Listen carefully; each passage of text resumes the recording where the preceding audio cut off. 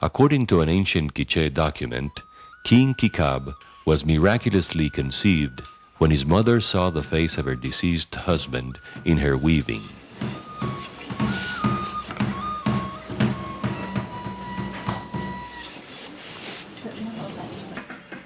For the Quiche, as for the rest of the Mayan groups that have inhabited the lowlands of Yucatan, Petén, Belize, western Honduras, and the highlands of Chiapas and Guatemala, weaving has long been a means of making clothing and generating income, as well as a way of expressing their social organization, ethnicity, and worldview.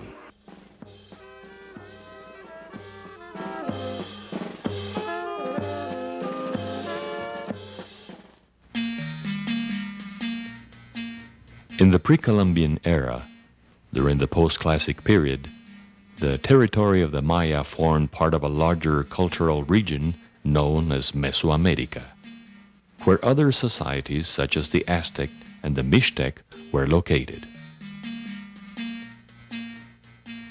These Mesoamerican societies shared some cultural patterns, such as weaving on a backstrap or stick loom. Spinning and weaving were female activities under the auspices of deities associated with fertility. For the lowland Maya, Ixchel was the goddess of the moon, weaving, and reproduction.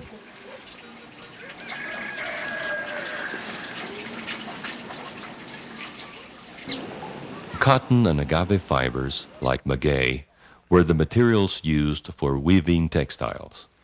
The procedures for spinning and weaving cotton were similar to those that are still seen today in some indigenous communities. The women cleaned and beat the cotton, then spun it on a spindle which revolved on a gourd. Pre-Columbian spindle whorls have been found in archaeological sites.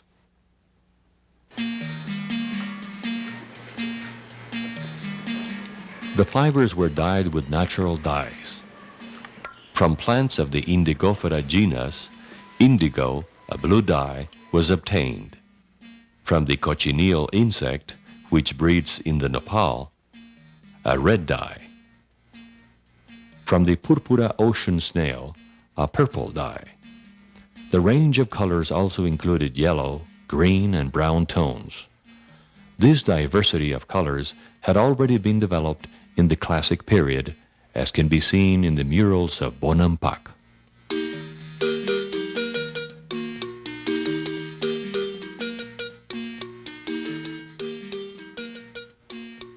For weaving, the women followed the same procedures that are still used today.